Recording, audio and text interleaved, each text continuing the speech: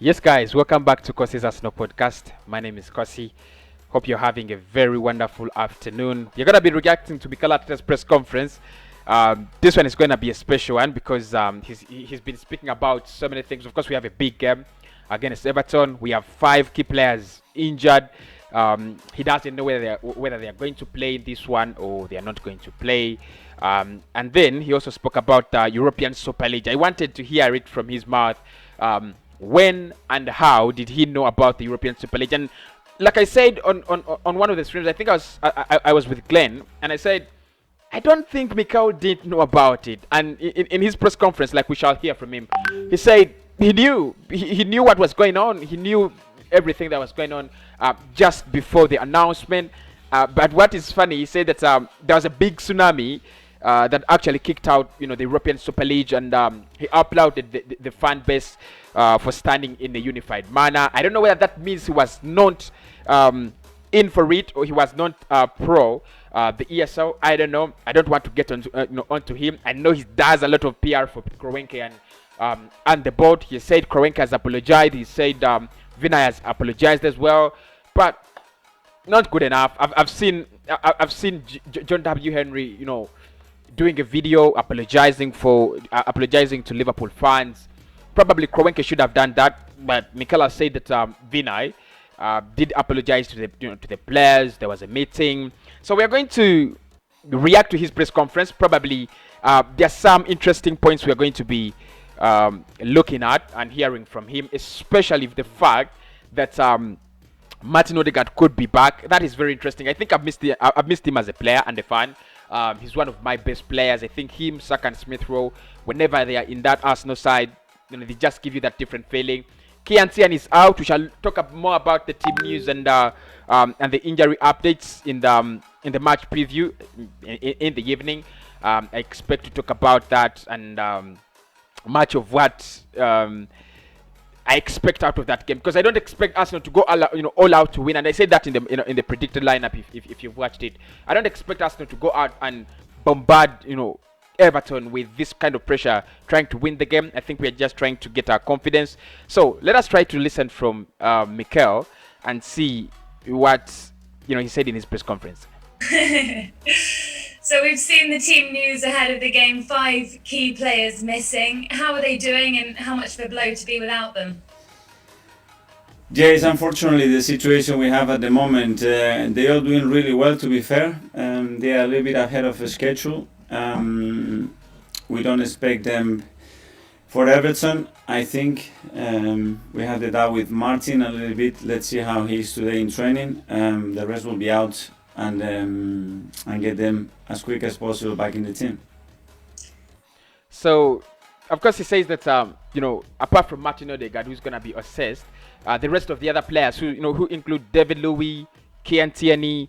Of course, there was something about pierre-emerick Aubameyang and Alexander Lacazette. So probably we could have a game of football without Alexander Lacazette and pierre-emerick Aubameyang at the striking line. Then you're thinking about either Martinelli or think about Saka as a false 9. But I would go with Martinelli or Bellerin probably, because we have a couple of names there. I know he's going to pick Eddie Nketiah because he's Mikel Arteta, and that's what Mikel Arteta does. But if it were me, then I would go for Bellerin or Gabi Martinelli. But we shall speak much about that in the match preview at exactly 7 p.m.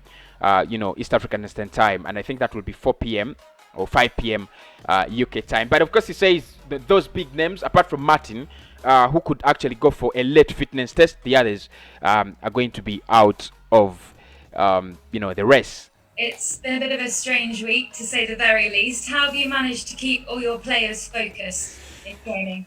I'm getting used to it. Since I joined, it's been a roller coaster, and more things have happened in those 18 months than probably in the last 20 years. Dealing with it, trying to maintain the unity and the commitment of everybody, trying to be clear and transparent with the news that we have, and try to move on. It's been a really challenging week for everybody in world football, but we have to move forward. There's a lot of lessons though that we can take from it, and we have to learn and probably reflects and put football in a better position.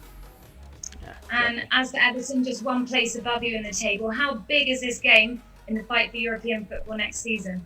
Yes, again, they're having a really good season.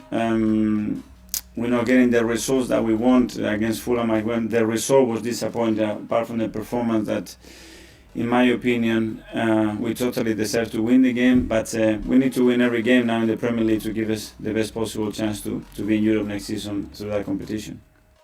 So he speaks about European football, which I think is so far away from us. We are ninth. We're not ninth. We are 10th. We are 11th. I even don't know. But I think it's so far, and I don't want us to focus on Everton as a stepping stone for European football. I think our focus, our energy, all our eggs must be one basket, the Europa League. And I'm really glad that UEFA have not come out to condemn us and ban us from the semi-finals of the Europa League this year. Like they had proposed that by Friday we would hear a verdict. Reports come in that Arsenal and those other clubs, sat on a round table with UEFA and they got big amounts of money. So probably we are not going to see the bans, and then that actually highlights the weakness of UEFA as a governing body. But of course, he says, we have to win every game. Of course, every Arsenal fan wants to win every game, but we know it's not true. We cannot win every game that is remaining. I'm not even sure we shall beat Everton tomorrow, but that's what he says. Let's see. I want to listen from him on the European Super League. Is it special for you to face a club you know so well? Always. I had incredible 7 years over there. It's a lot of people that I love, a lot of feelings toward the club, towards the supporters, and always grateful because I had some amazing years there and will never forget them. 4 games unbeaten now. Do you feel like you have some good momentum going? Yes, I think we do, and the way we are playing as well. But the Fulham game, not winning that game, it was a real shame for us because that would have put us in a much better position. But we have to move on. We still a lot to play for in the league, and obviously playing the semi-final of the Europa League. So we are all excited about the way we can finish the season. And will you have the Villarreal game in the back of your mind? The Villarreal game in the back of your mind? No, I think I want to focus just on Everton. We still have more than 5 days to prepare that game, and how we get there, it would depend as well how well we do against Everton, and that's the only focus today for the team. I think he's brilliant. I think it's brilliant when you talk about, because I have to upload the report fast. Brilliant question, because you're going into that Everton game just I think 5 days away from Villarreal. Which is the more important game? I think I should put a poll today on YouTube. Make sure you're there. You'll be able to choose which one is the more important game and which is bigger. Is it the Everton game or the Villarreal game? In my case, I think the Everton game is important. Of course, the Villarreal game should be more important and bigger. But Mikel says you have to win this. You have to focus on this one, because if you lose against Everton, and I've said this before. If you lose against Everton, you're going into the Villarreal game with so low confidence levels. You're gonna lose it. So, and that's what's more tricky now, because how do you beat Everton? They're just flying. They're just on fire this season, and then you don't need to lose to them, because if you lose to them, they're almost the same quality as Villarreal. So if you beat them, it's like you're getting a master key to unlock Villarreal. Kinda. So it's very important, because he says this game is important because literally it gives us a way forward, against Villarreal, and I like the response there. I know he does a lot of PR, and I hate his words, but that was brilliant, and the reporter, the question was also good. My final question: do you remember the goal you scored for Arsenal against Everton back in 2014? I do remember, yes. Penalty. Usual for me is not. It cannot be any other way. Thanks a lot, Mikel. Good luck on Friday. Thank you very much. Come next to Dalmish at Sky. Hi, Mikel. Hi.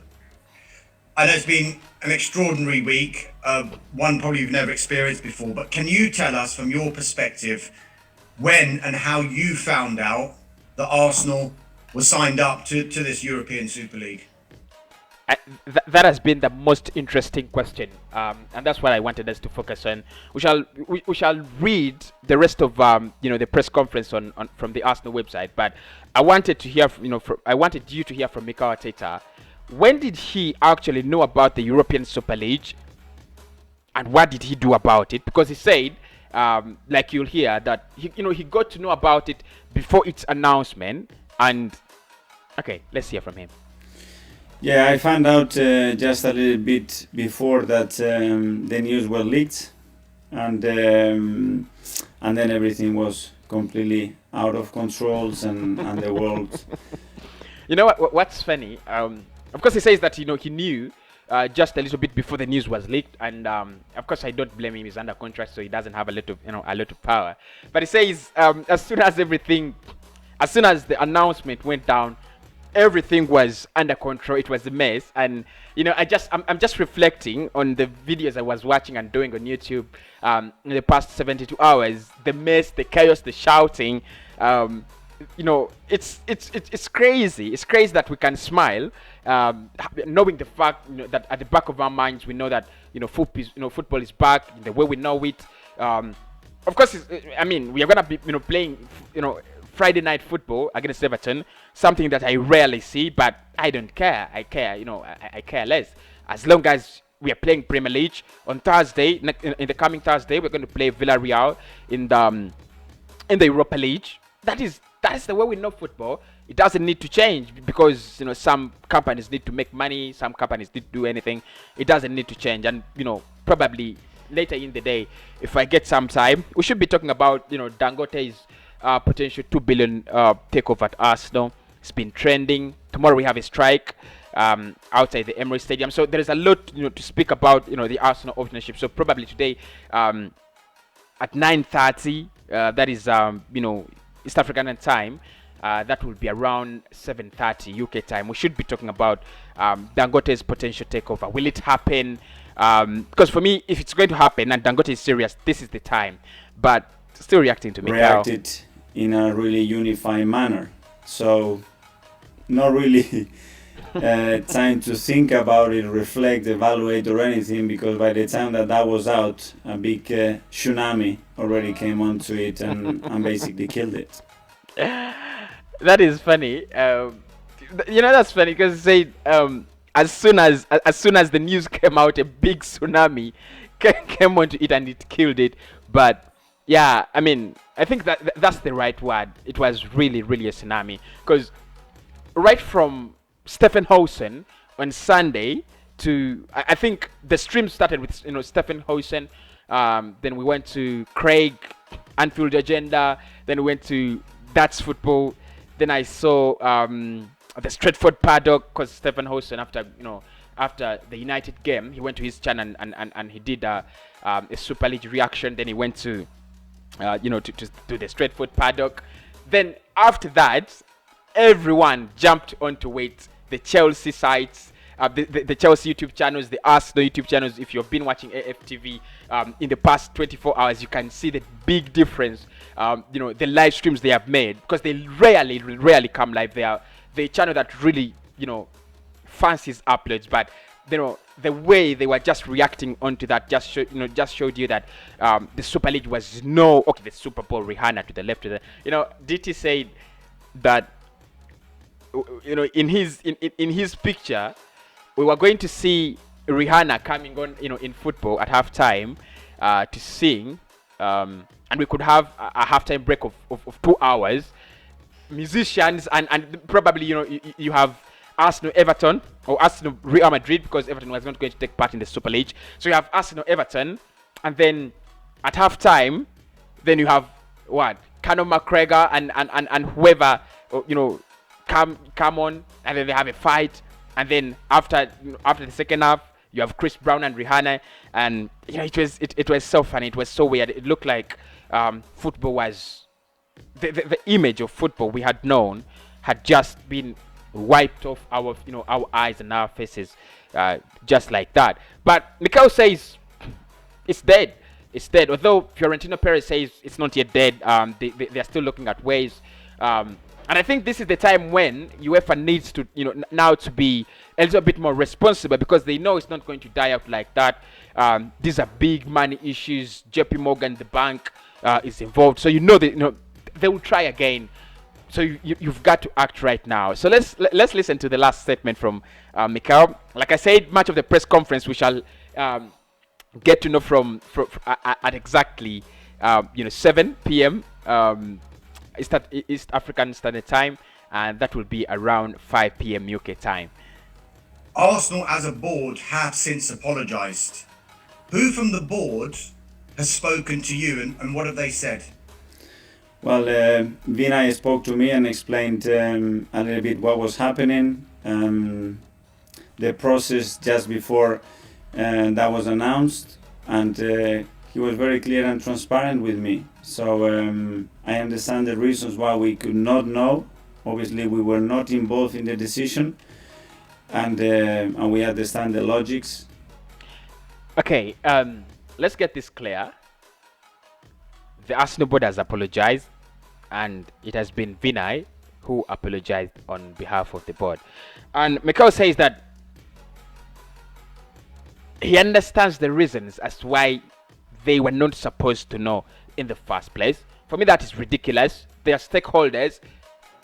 Okay, if you say the fans didn't need to know at first because probably they are far away and you expected this uprising probably, but if you say that the players and the manager didn't have to know, that is so wrong, Mikel. That is so wrong, and I don't agree. I think the first people to know should have been the players and the manager, so that, because imagine if everybody thought the manager, the players are involved, and then fans start attacking the players, fans start attacking the manager, yet they literally know nothing. It wouldn't make any sense. So I think Mikel gets it wrong there. They had to know, and probably they had to have a say, and they didn't. But anyway, he says it's pretty clear for him why they didn't know. Maybe the response, the reaction, I don't know. Let's just hear the full sentence, and then we shall call it a show Of it. Has anyone apologised to you and the players? Yes. Starting from Vinay, the ownership, and everybody that is involved in the process. All of them with the right intentions to defend the club and put the club in the best possible position for now and for the future, but accepting that the way it's been handled obviously has had terrible consequences, and that it was a mistake. Alright, so that is because, speaking about the ESL, it says the board has accepted, they have apologized, and they said it was a mistake. I read to you the official statement released by by the club, saying they had made a mistake, blah blah blah whatsoever. Those kinds of excuses they're always going to put on the table. Arsenal, I don't believe them. I don't believe him. I don't believe them. I don't believe Mikel ARTETA as well. I know Arsenal is a PR club. I don't know whoever writes the script writes them well, because they're so convincing. They're very convincing. I know they're about to release a training video. I've not seen it yet. On the channel. Probably I've not been following events, but they're about to release aubameyang scoring a cracker in training, or Willian trying to dribble, or getting a free kick in training. That's what they're going to do, and probably they could actually make it up in the summer. If KROENKE doesn't go, what I would want as an Arsenal fan in composition is Erling Haaland. I sign out, guys. I sign out. Smash a like on the video, subscribe to the channel, and I'll speak to you in the next one.